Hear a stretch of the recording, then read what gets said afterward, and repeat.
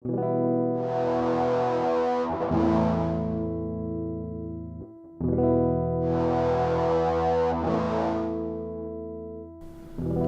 to me, Jack. I know my boss sent me instead of him to make this house call. I got better grades than any of his grad students at that dipshit school of his. But if you don't say anything, I'm in real deep shit with my boss. So it would be really cool and awesome if you could talk.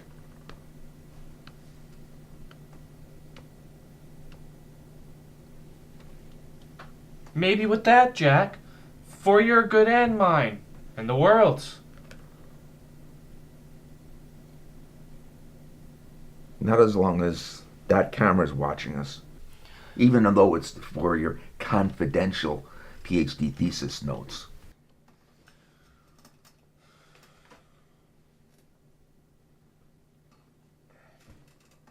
Now's your turn to meet me halfway, Jack. Please. At least talk to me with that.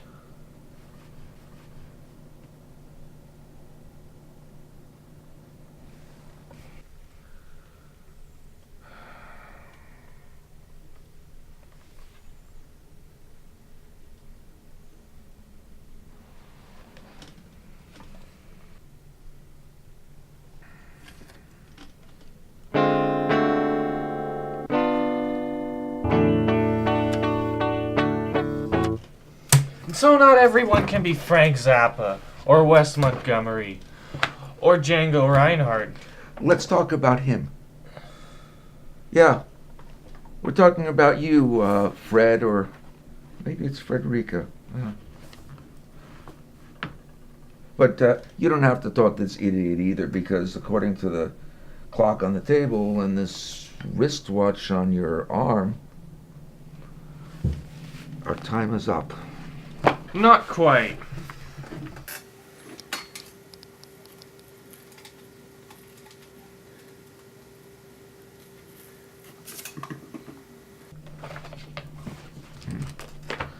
Tell me about you. We could both wind up like Fred or Frederica here. The truth shall set you free. I read that somewhere. If I survive it. Or if you can. No pain, no gain. Yeah, this from a millennial who's never faced the abyss, a theoretical psych grad student who can't find his way out of the fucking library, a sheep who thinks he's a fucking... I can fucking handle it! Whatever it is. And those notes from your absent and still sick at home thesis boss say it is what? Yeah. He wanted to talk with Erica. He asked too much. An unexamined life is not worth living. I know Socrates said that. Yeah. So did Erica.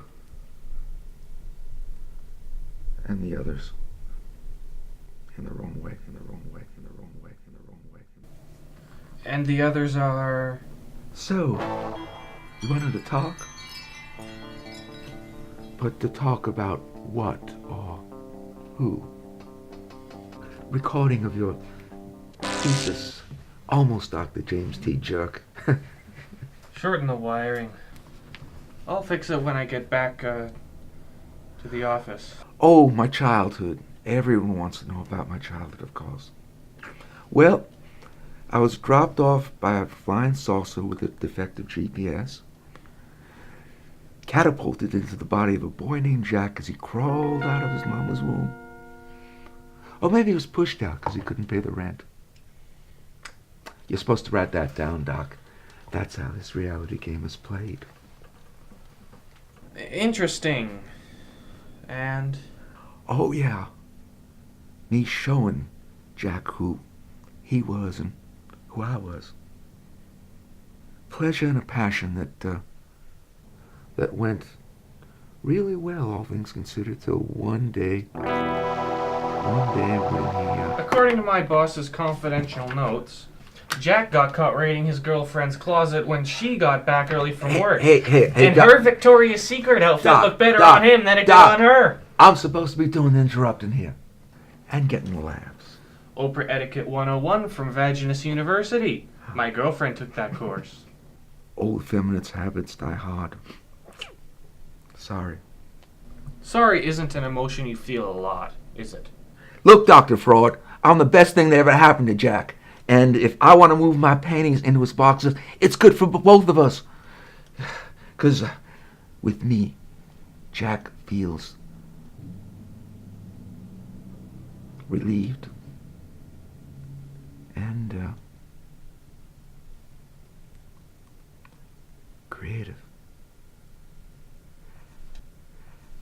As proven by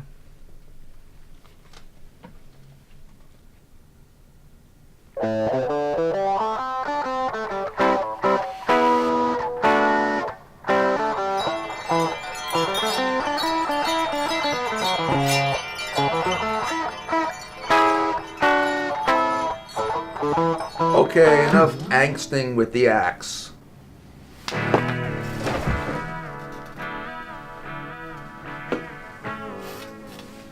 As I was saying, what dark hole did you crawl out of?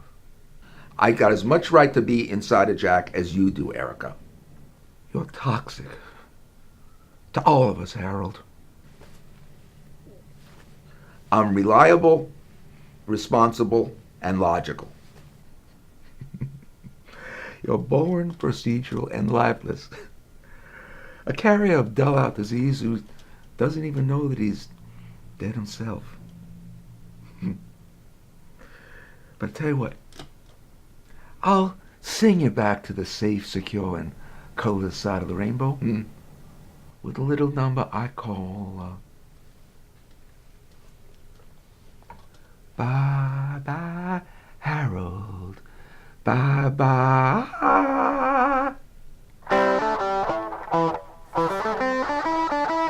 You play, I cut. Jack's ponytail. No, down to the scalp this time. What do you want? You, him, everybody. But for now, Gertrude. I'll take those. Okay. The scissors you use to transform Erica into you. Yes, I know. Come on, admit it. You enjoyed cutting Erica out of Jack's life so you could become Erica's best friend and protector. Yeah, a mother hen who's dried out of eggs and hasn't been laid by a rooster since. I'm just as much of a woman as Erica is. Just a different kind of woman. A housefrau. A Jewish nanny who cleans houses after other people had had their parties and passions, yeah? We locked you away back in 1945, I believe. Adolf Hitler and the Nazi invincibility crap is dead. Not as long as you ignore what was good about being a Nazi and are fascinated with what you think was bad about it. Like this uniform. It impresses you, yeah? You feel it and you love it. Just as you loved it when I did my best to turn Jack into a man so he can join the Marines. Jack hated that military high school that his parents made him go to. He asked to go. He begged to leave, particularly after he found out that he was trained to become a potential killer and worse, a robot who just obeys orders. It was in the 60s. And after they gave him that third regulation crew cut, inflicted it on him actually, he became so withdrawn he didn't speak to anyone for 4 months. Hey, come on, Erica. I survived. But it was hard, living alone inside of Jack, deep within all his denials of me. I tried to keep him alive, but every time I tried to pull him out of the abyss, he just threw you into the mud and the muck and tears, which were mine as well as his. A pathetic loser. Gustav, would you mind terribly requesting of your fellow gentlemen comrades to just leave us alone, please? You and Jack? You and Gertrude? Or you and Frederica here? You always know how to make a girl laugh and smile and think.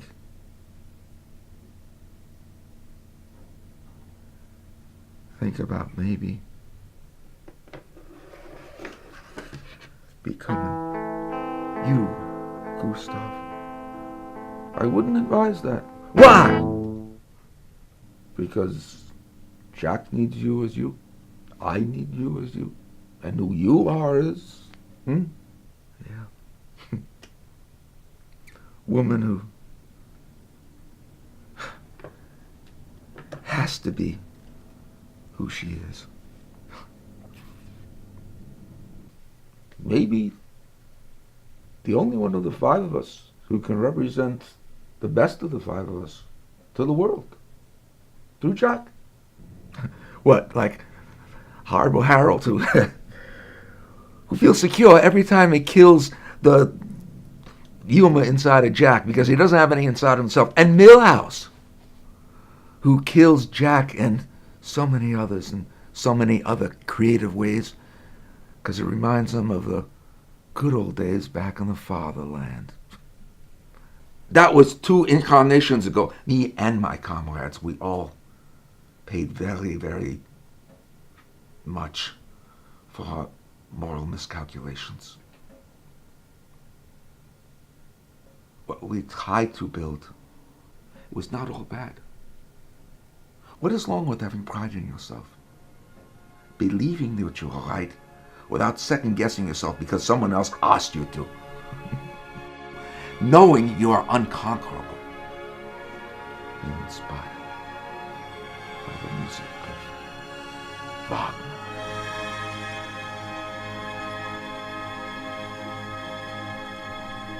Which I have to admit is some of the most ethereal music ever written. Bringing together man and spirit. Woman and spirit. Women and spirit. Yeah. You know, in that film that Jack wrote about Tesla, which should have gotten better distribution, he wrote, "The music of Wagner does not belong to Herr Hitler and his capitalist henchmen." Not unless you look at the copyright and the legal documents real carefully. Hey, come on, lighten up, Erica. You're supposed to be the mistress of humor, the channel of enlightenment, the music in Jack's soul that in your hands winds up being top 40 crap that's always on the bottom of the charts. And you don't even know it. You know better than to listen to him. Listen to the voice inside of you. That voice that says that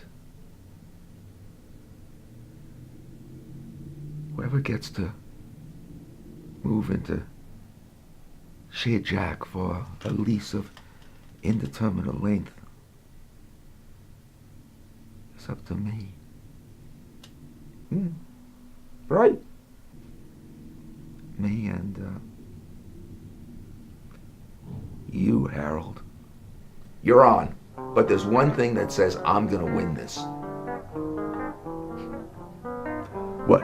Your love for those generic suits that you constantly make Jack overpay for it, do they, Harold? Something a lot more basic than that. Okay? You hate competition. You got no thrill for the kill. And you believe that right is might crap that you know doesn't apply in the real world. Hey, come on, admit it. But I deserve to be president and philosopher queen of Jackovia. Just because you can invade a country, that doesn't mean you get to own it or rule it. Quite right, Harold. Yeah. A ruler like me, she can't quite eliminate her enemies. You got that right. So she has to learn to work with them. Yeah. Or maybe play with them. Hmm? Harold?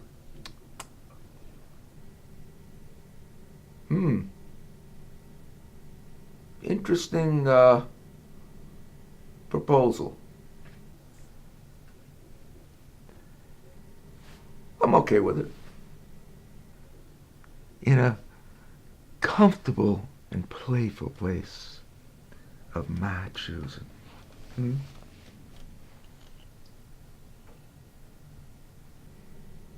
But what if one day I decide to come out of that playful place and make life very uncomfortable for you and Jack? The possibility of that. Yeah, you got that right. It's only gonna make me and Jack stronger. Because without oppressors, you, Harold, there can be no liberators. Huh? Right? Correct, accurate, and right. Right?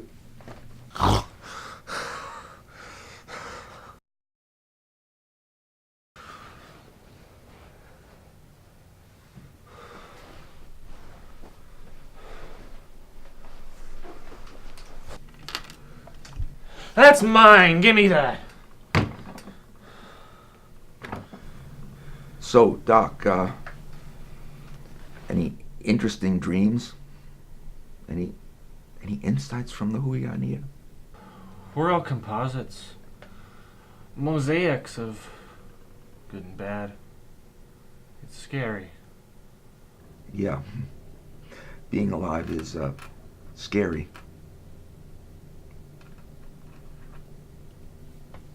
Very scary. But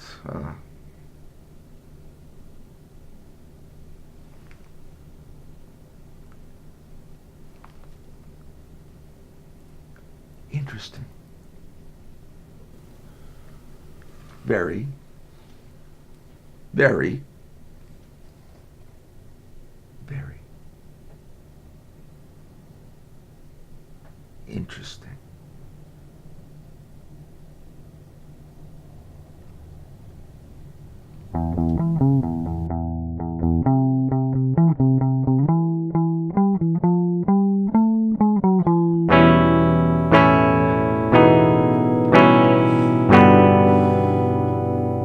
I'm not musical.